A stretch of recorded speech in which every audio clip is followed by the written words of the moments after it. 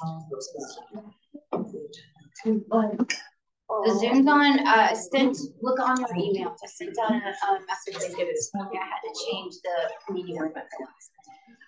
Looks like everybody's finding it though, so that's good. Friends online, is the audio? Is the audio okay? Awesome, thank you.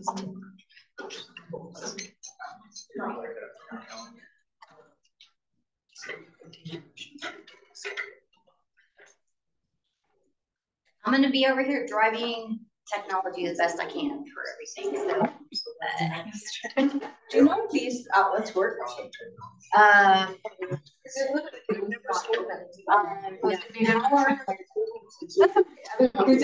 Here's my work laptop and it like dies all the time.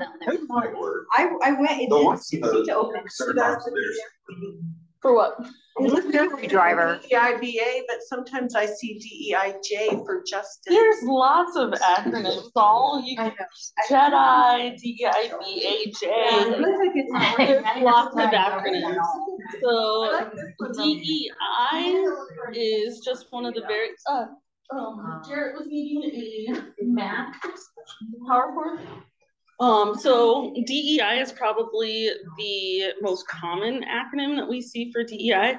DEIBA now that it's almost a progression, right? Like we see it change and evolve. That's beginning. When we do DEI work, it's almost an assumption that we are doing justice based and social justice work, right? So, but we still have to acknowledge it. So it's almost like an invisible J that's tacked on to all of these acronyms.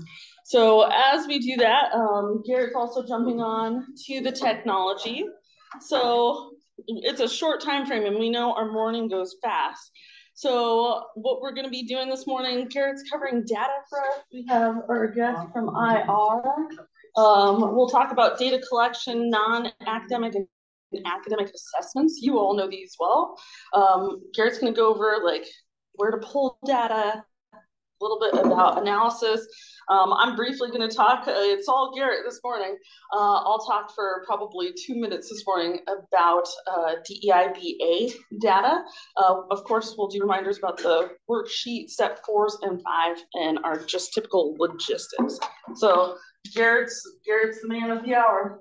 Hi. Well, some of you may know me, some of you may have met me, others not. Worry. Change slides. This is the one that is for. That's so that one's the one that all of these that you see on the wall. This guy is over here. Thank you. I admitted him in one place. My name is Garrett. I work at Institutional Research and Analysis here at CSU Pueblo. I'm a research analyst working in institutional research for about 5 years now. 2 of those were as a student employee and 3 full-time. You can reach me at garrett.wagers@csupueblo.edu if you have any questions. 709-549-2110 is my office number. We have a contact page, Institutional Research and Analysis, and there you'll also find how you can request data from institutional research, and we'll go over that more today. You can also reach me on Teams if you guys have Teams. You can just type in the Garrett Wagers and it should pop up as a on there. And feel free to message me anytime on Teams. Wait, so you said you were a student employee. Does that mean you went to CSU Pueblo? Yes, I did go to CSU Pueblo. I graduated in 2020 with a computer information systems degree with a data analytics emphasis and a business minor. I'm currently going to CSU Fort Collins for my master's in computer information systems with an emphasis in cybersecurity. So as far as data analysis goes and research, it almost always starts with a question. And that question can be specific or open-ended.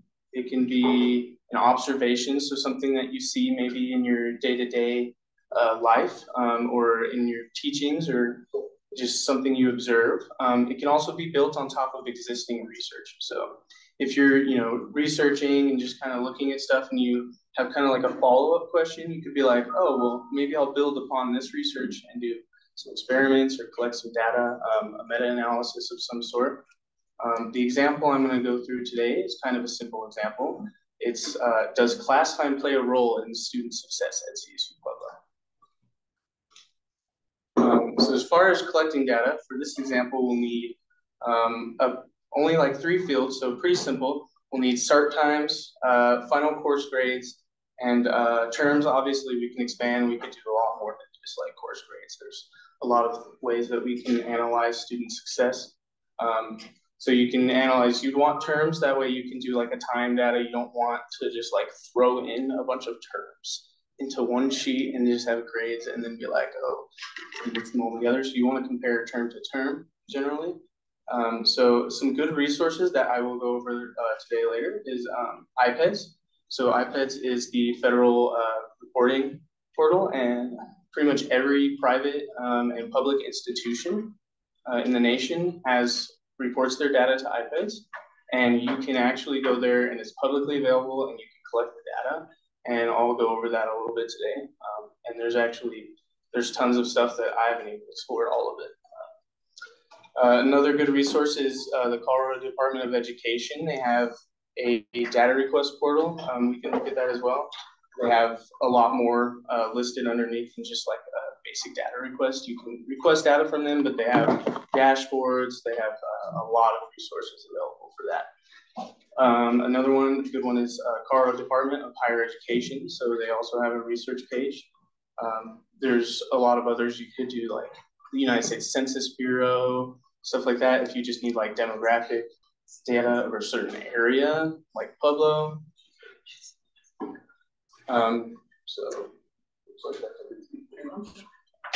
Anyways, that's a picture of IPEDS.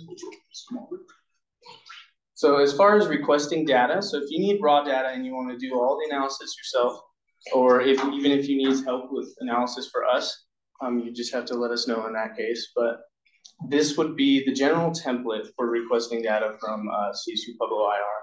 And I'll open up that link and we'll go over it as well. But the first thing is just name, job title. I always prefer that you use your university email. I don't want personal emails, Gmails, or anything like that, because that allows me to at least know that you are at this university and I can kind of verify your information. Obviously, some people may not work at the university, so then they would have to use their personal emails. But if you do, please use your university email. So then just like a quick summary of a data request, maybe what the purpose is. So just like 1 or 2 sentences. It can be a little bit longer than that if you want to, but 1 or 2 sentences would be best. And then the terms, so the timeline that you would need. So summer, fall, spring. So you can list multiple. So maybe you need all 3 semesters. Maybe you need summer, fall, and spring. In that case, you would list under the semesters just fall, spring, summer. And then what you have for those terms, what years do you need?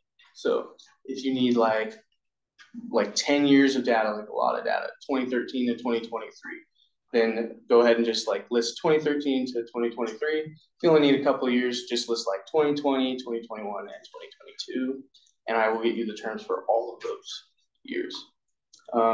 And then just like a list of the fields that you would need. And I understand maybe you don't know all the fields that we have available. So I will do my best to match up whatever you ask for. So if you ask for something specific, I'll give you feedback and we'll talk back and forth and we'll see what the best like data I can provide for you is.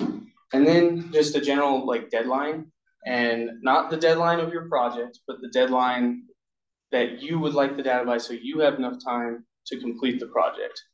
That way we're all have plenty of time and there's a little bit of extra space in between everything. I don't want anybody listing the deadline as like the last day and then they have to scramble to get the data. That makes me feel really bad. So that would be very helpful. And let's see what else I got here. So some good analysis tools that I use, and I use Excel a lot because it's free and we have it to a certain extent. It's free. If you have Office 365, it's free. It's very accessible. And I actually do believe this may be new for this year. And institutional research is actually going to move to Power BI for a lot of our services. The overall university's system is moving towards Power BI. But I do believe most faculty and students have a version of Power BI available in their Office 365. So that's a really powerful tool. It's a bit more advanced than Excel. Excel is just very accessible, and most people are pretty familiar with it by now. Some other. How about Julius? I just recently heard about Julius, the AI. Julius AI? Yeah. Oh yeah, AI is an interesting topic. Yeah, we could get into that more. AI tools are definitely expanding a lot throughout every tech sector, really, in education and everything. But yeah, we can talk more about AI. I would actually love to talk about AI.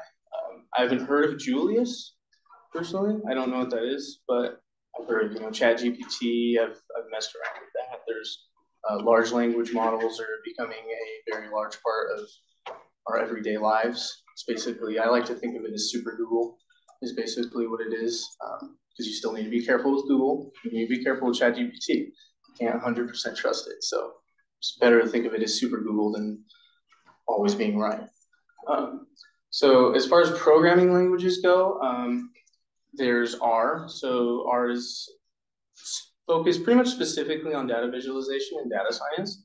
And then there's Python. It's a bit more accessible of a language. It can do a lot more. There's a lot of packages that are attached to Python specifically for data analysis, machine learning, and data visualization. As in R is just pretty much data visualization. There's a couple other languages that I'm not quite familiar with, but there's tons of analysis tools. And usually people just pick whatever they like the most. So an easy one is, if you want to use Excel, is Excel pivot tables. So they're pretty easy to create. You would just highlight your fields, go to insert, and there's usually a big old button that says pivot table. You can see it in the left-hand corner there. It's kind of grayed out. But usually I like to put on a new worksheet instead of an existing worksheet. It's confusing if you put it on an existing worksheet. Some people might be better at Excel than I am. I'm actually pretty basic level at Excel. I usually use R and Python, Tableau, and Power BI and stuff like that. Corey in institutional research, he is the Excel guru. So as far as Excel goes, he's very advanced in that. He'll do like VBA, so that's an actual programming language you can do in Excel, and he'll program entire like macros and everything in Excel. So one of my favorite resources is W3 Schools. So another thing you can do is Excel formulas. These are pretty accessible, pretty simple. You may be familiar with some of them, like sum if, and just a lot of others. I know that's a long list. Average is a pretty good one. Count is a really easy one. W3 Schools, and we'll explore that as well, is an excellent resource. It has resources and tutorials for pretty much everything I'll be going over today, every programming language. I'm not sure about Power BI, but it does have Excel information. So some visualization software you can use. We've already gone over Excel a little bit. It's user-friendly, accessible. License is included with most education accounts. Tableau, which is what institutional research currently uses, is it's drag and drop, so it's pretty accessible in that way. Interactive, visually appealing. It makes really nice looking charts compared to like something like Excel pretty easily. Power BI is kind of like all of these things put together. Power BI can do visualization and analysis pretty well. It integrates with tons of other Microsoft services. They call it the Dataverse, so they do tons of different services there. And like I said, I do believe at least faculty and staff have a license for Power BI in Office 360.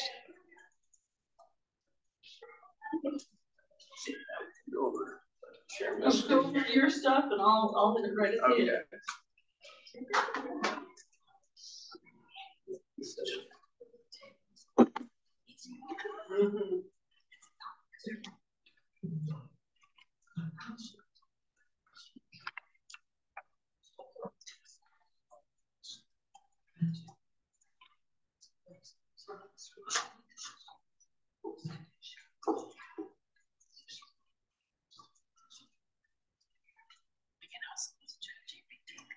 So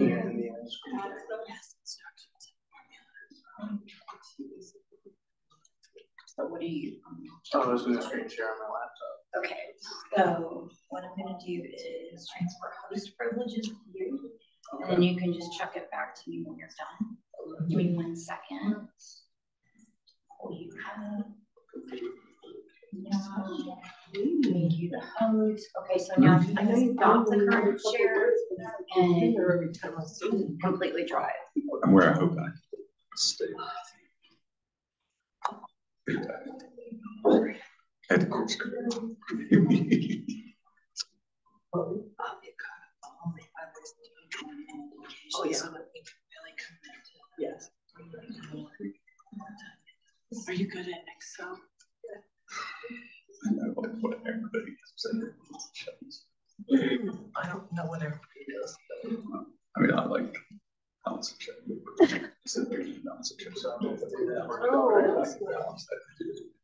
So the first place I'll go over is kind of where you would go to contact us and request data. So this is the Institutional Research and Analysis contact us page.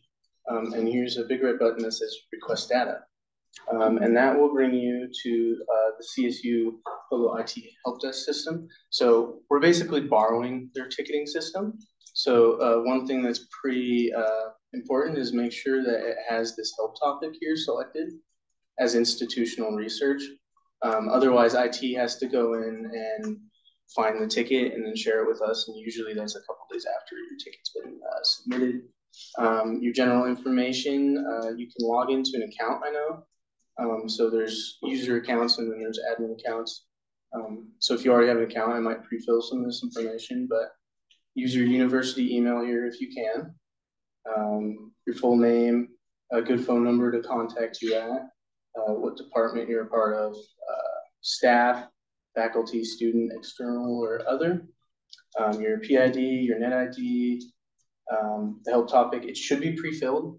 When you click on the link, it should be pre-filled with institutional research, but always double check.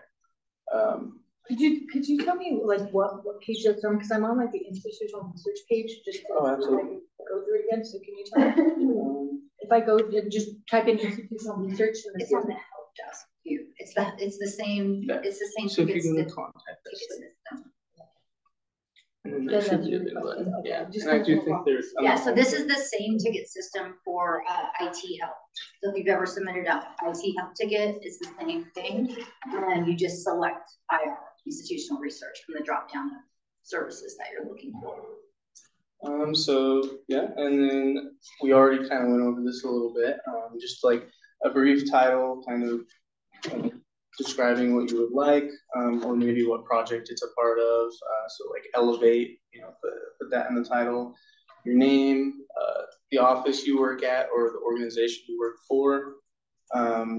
A brief summary of what you want. So for this, I asked for course data, what terms you would want, the years, and just some of the fields you want, and the deadline. It's just a random date I put. And then you would go down here. Sometimes it's going to ask you if you're a robot. There's tons of robots doing tickets to CSU Pueblo IR, I guess. And then you would put create ticket, and then we should get back to you fairly soon after that, at least a response. And then that's as far as CSU IT.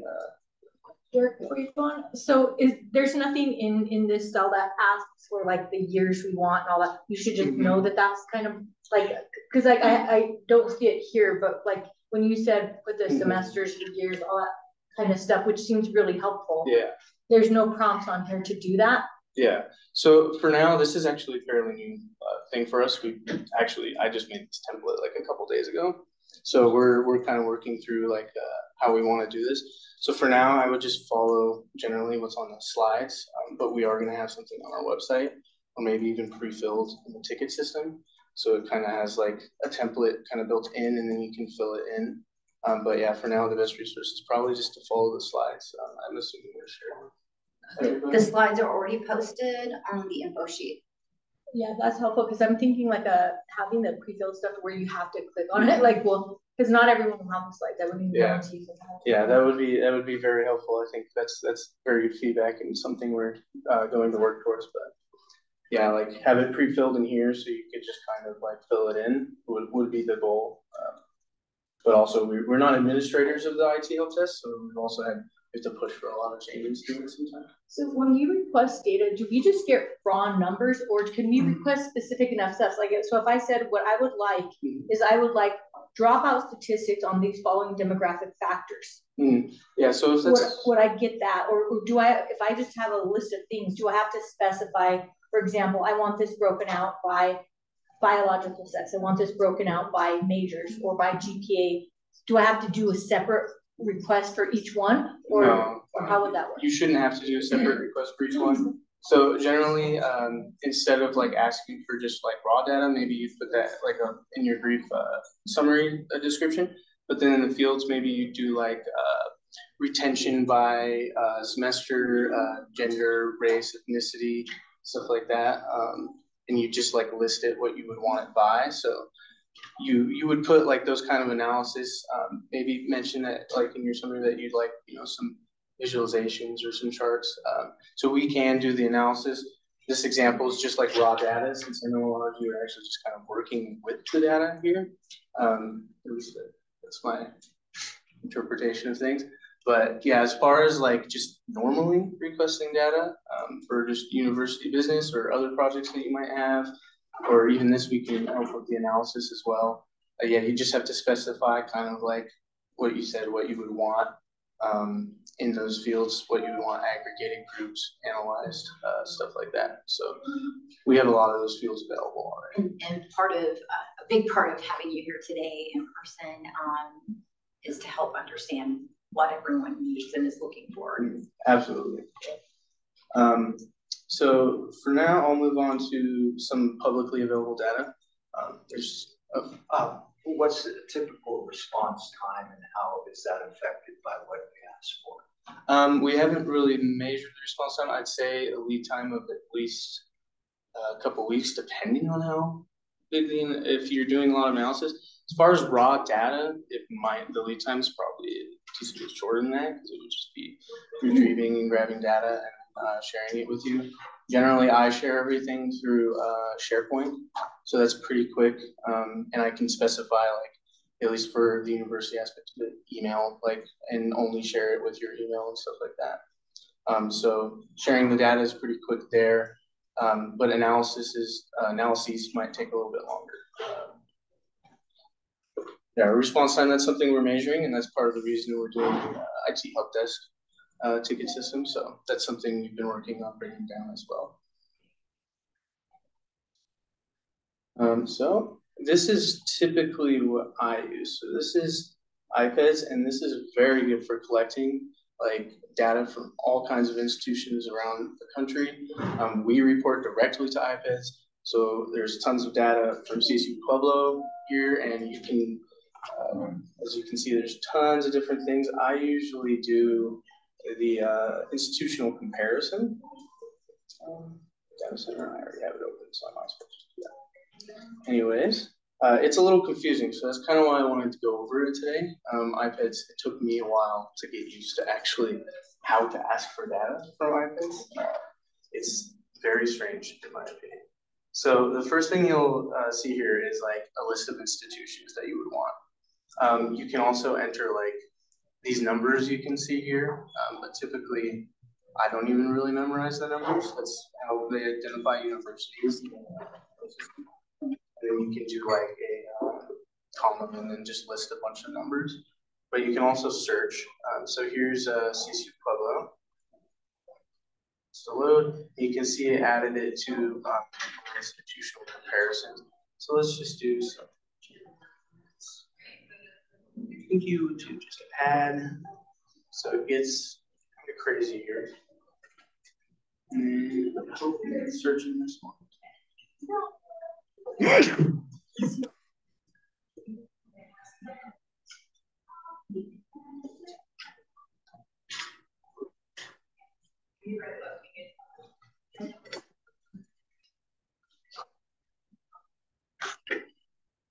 It's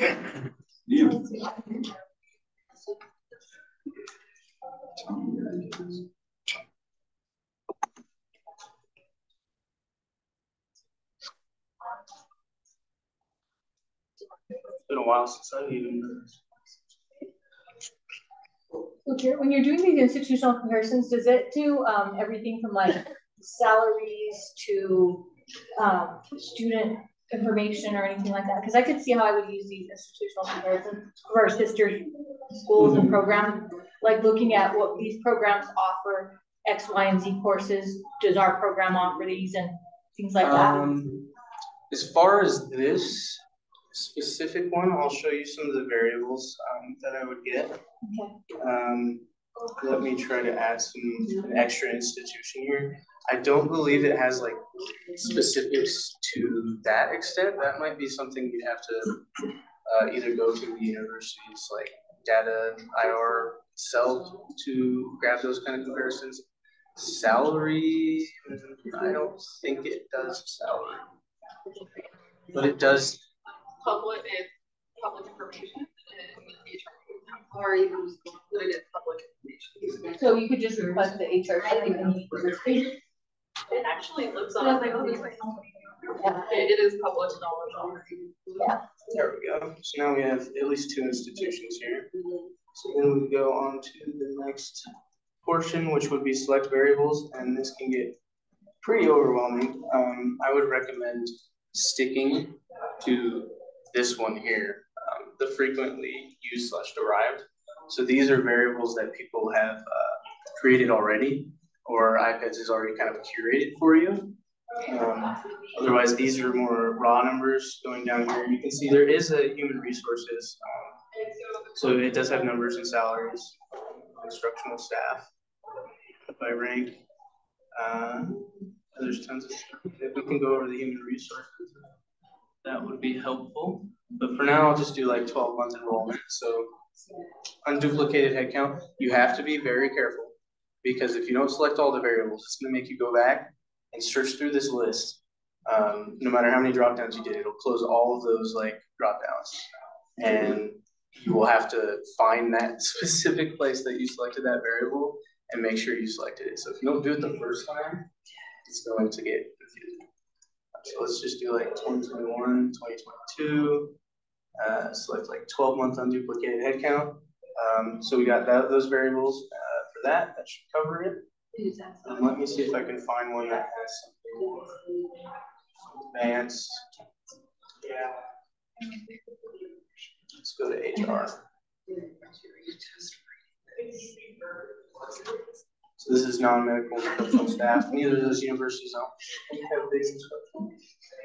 Medical. So here's where you can have more than just 2 steps. So usually it's just year, and then you select like the certain variable you want, the field you want. But here's where it gets a little weird for the qualifying variables. So if you go here, we'll select a couple different years. Academic rank. It's going to make you select the specific academic ranks that you want. It won't, if you don't select those, you don't go in there and select those, it's going to make you go back and try to like hunt it down and find it. And since there's so many points, it's going to be hard to find. So I'll just do all. That's probably the best way to do this. And it'll have one value selected there.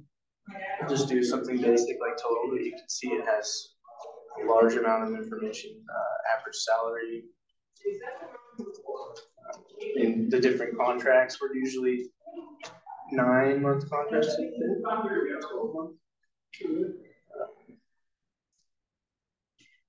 There's a lot of stuff. We have finances of the institutions separated by for-profit as well. The different kinds of accounting principles. GASB is a pretty common one. Apparently, private institutions like to use FASB. I'm just noting, Garrett, real quick, there's the graduation rates, retention as well. Oh yeah. There's a lot of variables. As far as retention rates and graduation rates, I think it would be best if we used these frequently used / derived variables. If you wanted to do that, always stick to if it's in the frequently used and derived, try to always stick to those if you're going to use iPads. It's just so much simpler, and it should be pretty pre-built. So you could get total numbers. That's just going to be the raw number of the cohort that you're selecting for. And I'm not 100% sure. You have to be careful with cohorts and graduation rates. If this should go back a certain amount of time for the cohort, if it's 2021, there's not going to be many people graduated yet. So if you select like 100 or 150% graduation time, so like 4 or 6 years, you're not going to get as much as if you went back to like 2018 or 2019 or something along those lines. So the cohort year will start with the year that the cohort starts. So when you mentioned like 2021, right? Because that cohort won't graduate until 2025 on a 4-year average of their grad rate on a 6-year that'll play to at 2027. So that's where we have to be careful when we take a look at those pieces. So it breaks it down by tons of different categories. So you can see, here's the rates. So those will display in like percentages. They're already broken down for you. Let's go back time. Let's get one from like 2016. So that way we can actually have some more accurate data. You could break it down by the rates of men versus women. Tons of different ethnicities here. We have transfer out rates. Tons of things. Pell Grant recipients. Let me double check, make sure I didn't miss anything there. So, first time.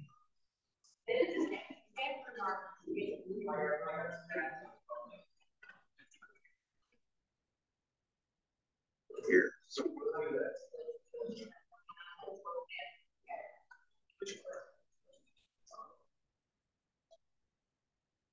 So we'll just do the full-time cohort. Usually when it comes to retention and stuff and graduation rates, it's almost always the full-time cohort. You don't really do comparisons for the part-time. You can. I'm not sure how available it is on iPads because we don't really report those kind of things, but it'll usually be first-time, full-time. So the freshmen that come in first time at an institution, and like, so for example, 2016, and then we track those students throughout the years to see the graduation rates, the retention rates. When institutional research talks about retention rates versus persistence, if you've heard the difference between those, we're talking, so like retention will be fall to fall.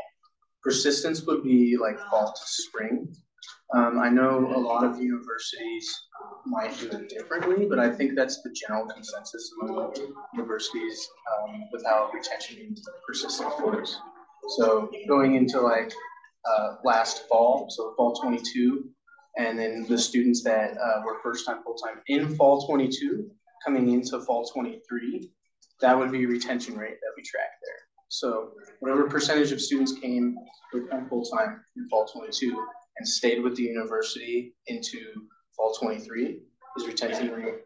And then of those students in fall 22, whoever came for spring 23 would be persistence. That's generally how we do it. Eric, how often are the CSU bubble statistics updated? So is that like semester updates for all data? So if we request something, we just need to know basic stuff. Like right now, this current time, how many students do we have broken down by this and this? How often is that updated? So in August, we do a census. So like last August, we did like the fall 23 census. So what we do is we freeze the numbers in like mid-August, generally after like the withdrawal date's over. So that way, or the drop date, not the withdrawal date. Students can withdraw for a lot longer, but the drop date for students. So that way we don't get like a lot of changes between census and final. Final is generally not finalized until later in the next semester. So like fall wouldn't be completely finalized until the spring, and that's when we report out to like iPads and CDHE and stuff like that on our search numbers. But generally not much changes. So we do have data for that term available during the term. So as far as updating stuff, like our dashboards and stuff and having availability, like kind of more real time. Generally, you'll see we don't really update most of our dashboards until the stuff is finalized. So we don't really do census for all of our dashboards. We like to wait until it's finalized, otherwise we're going to have to redo it all again. But yeah, we're moving to Power BI, so we will be changing some of the dashboards. But for now, as far as institutional research dashboards go, I think a lot of you know Marie. She's coming back, and she is working on a lot of the tableaus to get them more updated. And she's going to do a lot of improvements to them as well. Garrett, are those dashboards the ones that live publicly on the web page? Yes, we have a lot of internal dashboards, and if whatever you request is like relevant to like an internal dashboard, I'll share that with you. Some of you may already have access to a lot of internal dashboards, but generally it's shared by link for the internal dashboards. The publicly available ones you could even just go to the institutional research Tableau profile and you can see it. So if you look up CSU Public IR and Tableau Public, it should show all the public ones. Oh yeah, that's absolutely fine. So continuing through iPads here, hoping everything goes right or else just going, so that's fine. Some variables are not available for the selected here. Sometimes things will be weird. So you would just kind of click continue through here. So you can either view it on screen. I'm going to do it on screen just for simplicity's sake. You can see, but if you want the data to analyze it, you're going to want to do this comma separated format right here, CSV. So that should work in Excel. So you should be able to convert that to Excel workbook. See what we got here. So you're going to want to manipulate this data a decent bit because in my opinion, it has to come out the best way. So you can see here we have Fort Collins, University of Pueblo, and Colorado Mesa. And we have a lot of our variables here. There's descriptions usually with the year included. So if you select multiple years, you're going to get a column for every single year, every single variable you choose.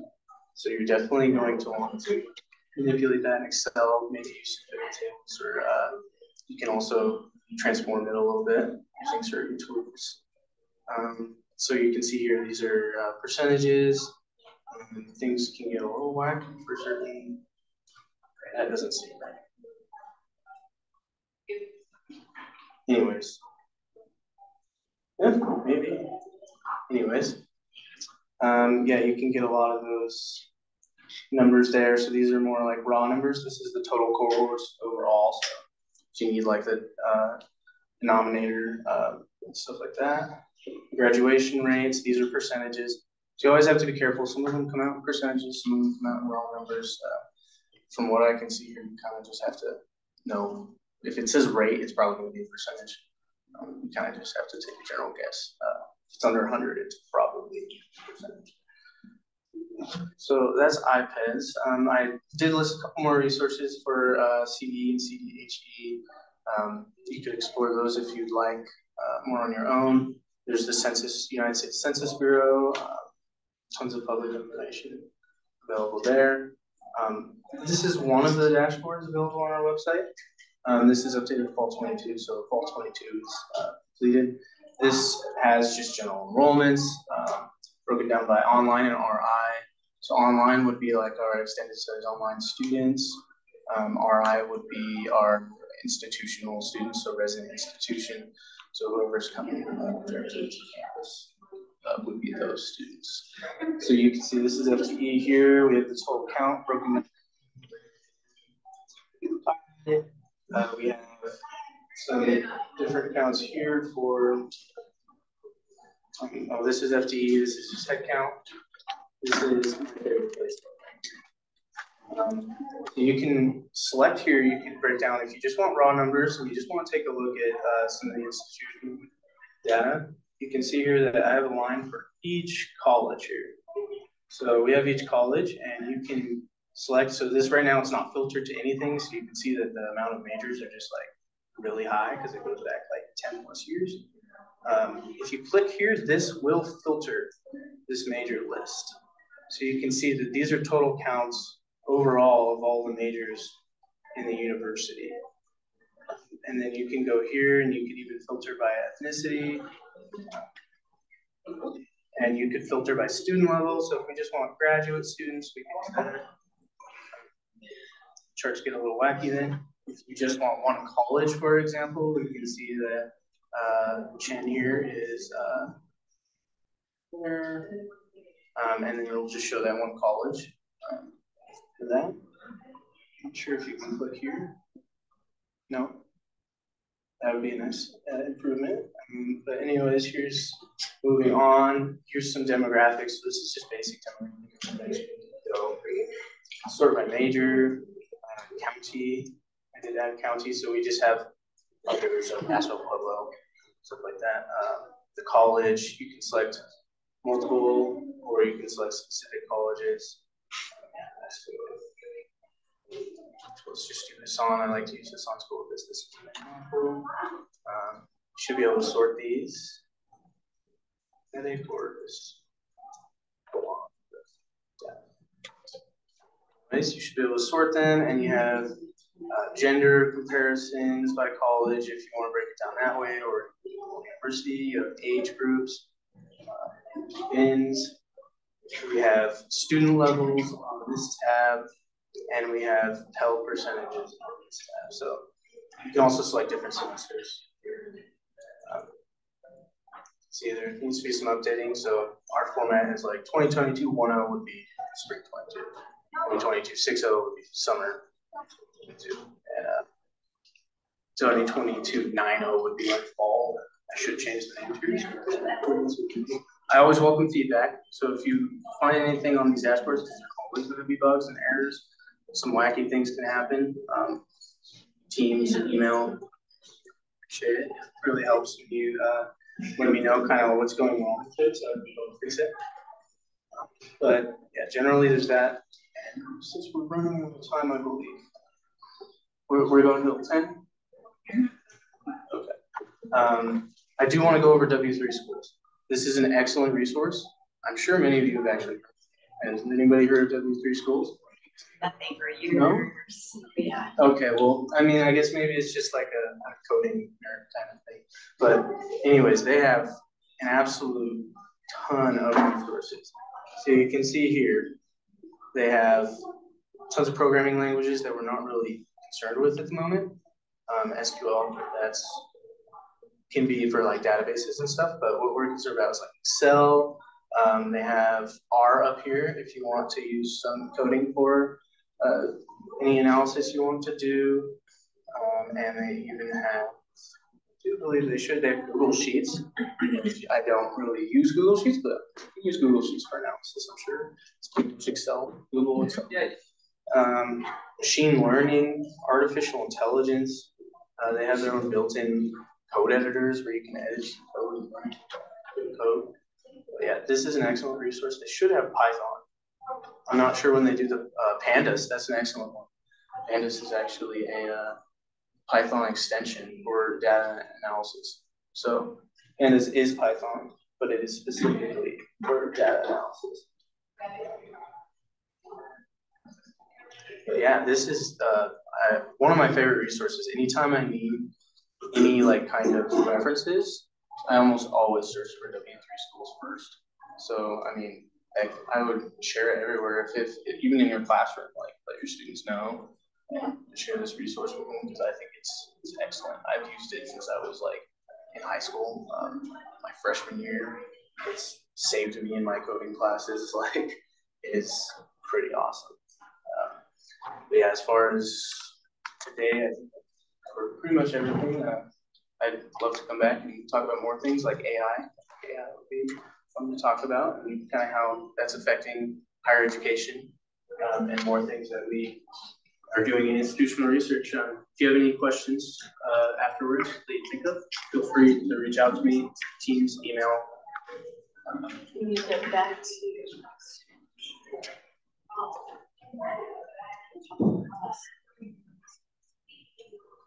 Thank you, Garrett. Thank you. Thank you.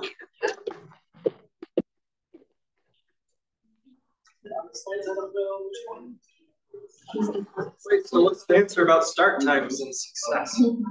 Huh? What's the answer about class start time? Oh, yeah, I did run through some analysis there. It would, generally, it doesn't really make too big of a difference, I would say, but I'd have to dive a bit more deeper into it. Right now, I just have general percentages listed. I can show you some of those things if you'd like, but that's definitely an interesting thing to dive into.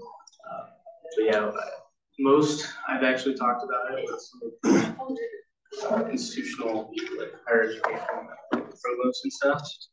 Start times are an interesting topic, but there's only so much you can do about start times as well. There's only so many classes and time slots in the day. So generally, I mean, most people don't. Some people do well early morning, but generally, like super early morning isn't great. Super usually isn't great. Here, do you know how to give host back? I do. Okay, did you hand me your laptop? I'll do it. I'll give us a time. All 1 second. So our friend online can see your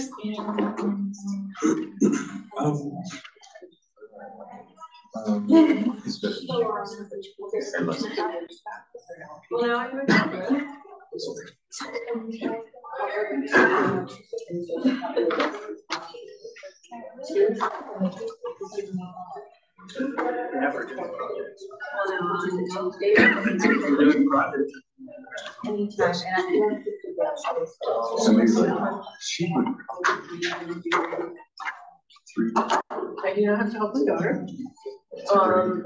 And I have something.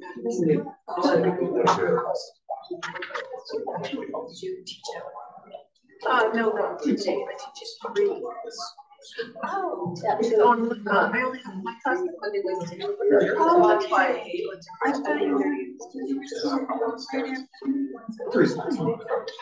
well, I have, okay, so I have Monday, Wednesday, I teach math in my class, which one's having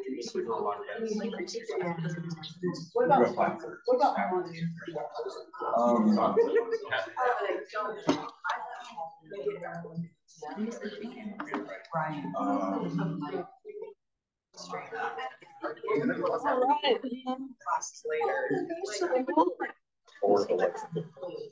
We'll get out of here in just a few moments. So everyone, so just to give you an example of how you can use this data, like the DEI committee, along with our lead, Dr. Lopez, are working with IR to develop this data, right? So we have worked with IR to develop a dashboard so that we can use all of this data. We have to report this data federally. I'm giving an example of how you all can use this data. We've partnered with IR to develop all of this in what we need and how you can create a dashboard. Ours is going through Tableau, I believe, so it's visually easy to see and then utilize. So you can see some of the categories. This is what it's going to look like when we've got these filters on the side. If you work with IR to develop these, we then can select, like, for example, the school. I can go pull ethnicity and all the way through, even cohorts, take a look. And we can see what that looks like. So we have to actually report out federally a lot of this data.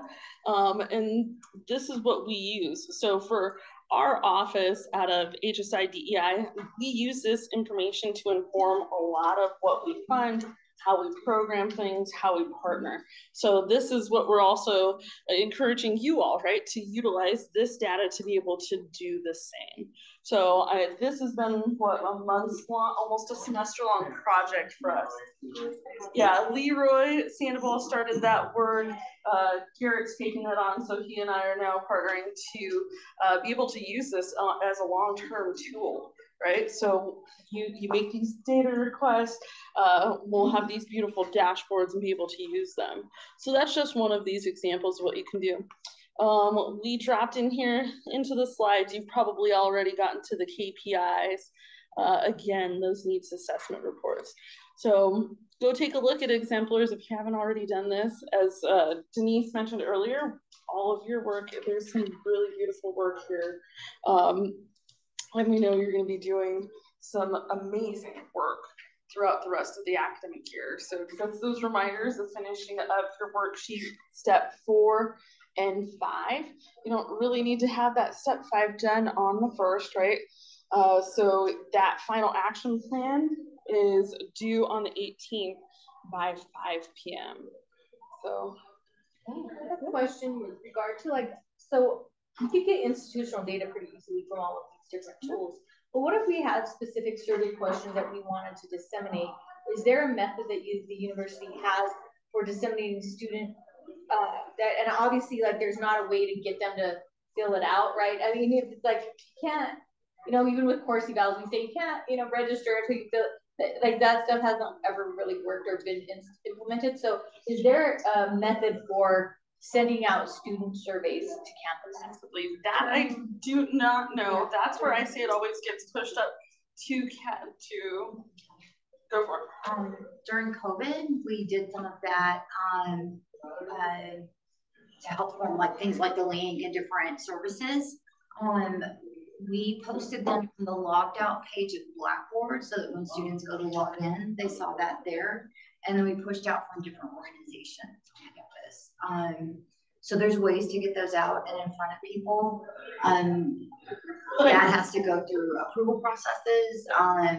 That we worked with Brian Vanden Heuvel on back then. So I would say Helen would be the first point of contact. I mentioned to her, this is just to remind her, this is like the things we've done on the Blackboard logged out page. We use and then who else after so Helen would have to do like the approval process of here's your so then you would create it and then IT would post it. But the request could even come straight from Helen to our team, which might be faster.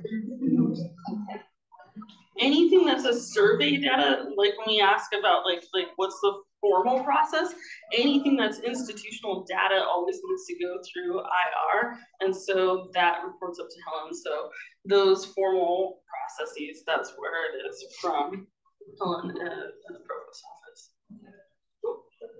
Anything else? I have a simpler. Yay. Give us an easy one for Friday. Instead of doing a Google survey, would you recommend using forms under Outlook as the best option? So, you know, I'm big into Google. So I've just started using it in teaching like 20 years ago. So everything's there. But as we got the Microsoft OneDrive, that's our secure place, like our FERPA compliance. So now I have 2 online cloud things going on. So anything that I need FERPA compliance on, I can check up there, and then anything else I use down in Google. So those forms, the forms aren't as user-friendly. I think they're not as pretty, they're not as clean, but I've done forms. I did forms for nursing in there. Yeah. And then they're totally shareable too. All the data is shareable, just like before. Docs. Yeah. So that's where I go to keep myself out of trouble. Because my biggest concern with Google is, for example, in our departments, I can never find like our chair gives us a survey or a form 6 months ago. I don't know where to find it. And I'm over it. No, yeah, you have to have an organization. Yeah. I mean, the water cooler. The water cooler is the only place I live on. Yeah. I have a question about the CTL. Do we have a SurveyMonkey license that we could access? We have this much of a budget in the center, so. Well, because I have my own SurveyMonkey for years, and then I wasn't using it, so I got rid of it. So I could always remember that. They might just point you over back to it. And You be, could do it for like. yeah, just be mindful of the data that you're collecting, and it doesn't need to be secure. Because then Survey Monkey on your own personal account might not be compliant, because you're holding that data personally versus in your school account. Does that make sense? Well, because I'm thinking about like trying to figure out, like I like Google surveys and all that kind of stuff. I was just thinking if we were to create a measure that when, sorry, how You all. I have so much to do. I know it's data. It's kind of watching everyone. Thing, like I create survey, I would Yeah. Place to collect. Okay, cool. Ask Mark Gonzalez that. I think as long as you're not collecting student personal data, like that kind of stuff. Personally identifiable. Yeah. Yep. Yeah. As long as you're not collecting that, I think you're okay, but ask Mark Gonzalez, he'll be able to tell you if you're able to use Survey Monkey or not, because these are cyber. So our last meeting that's coming up, we're gonna do a collaborative sharing meeting with our projects. We'll be talking to each other, sharing our work. So when you come to the next meeting, bring a laptop again or a printed out copy of your worksheet so far. I'm working on getting representatives from student organizations to come into the last meeting and start doing some connections and matchmaking, kind of introduction things there. It's a good time to kind of be looking for student partners, like informally. We know that when the semester changes, that can change too, but some folks have partners in mind that they want to work with already. But there may be a student or two want to work with you. Say that again? Like one student or multiple? It can, so I've always said student or students, groups or groups. So you could work with 100 students or one student, because, you know, every project is different. And the number of students you need to work with could be different. What you're coming back with is a draft of an analysis and a draft of your plan. And then that way we can get feedback. That's what I was thinking. Yeah. That way we can get feedback from colleagues when we share our work in the next meeting. So that's the idea, is that you're coming back with something. The idea is that you're coming back with something that you can share and get feedback on from your colleagues. So we bring in a hard copy, we should have a copy for You can just bring one. We'll do like a rotation kind of thing where it'll be like a speed dating, and that way you can just get a few minutes, talk with someone, get their feedback, get their input. Sometimes people that are completely outside your area have really good feedback for you because they have completely fresh eyes on everything. So it's interesting to see the types of feedback you get from different individuals. I've been learning a lot about starfish. Yes, ma'am. Yes, you're gonna be our starfish guru. It's an amazing tool. We have amazing tools. We need to use them. Did you know that only negative starfish goes to the coaches, not positive? Give me your So this semester for some reason I got really chewed. I have it open. I haven't got me to my coach.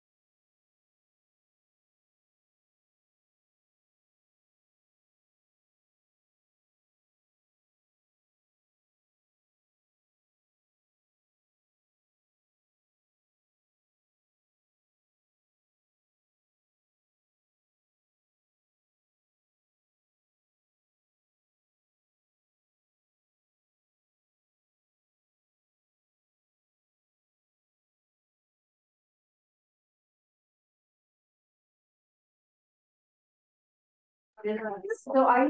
Hello, online friends. Okay, so we are wrapping up. Someone logged out the other computer. Sorry. So now I can't hear you. I've got so many different things logged in here. I can't even tell what's happening at this point in my life. Are you You're good fine. to I go was for your muted. next steps? Oh, yeah, I got volume. There's a lot and things like that. Are you good to go for your next steps? I've been on the different. Perfect. Yes. Awesome. I don't have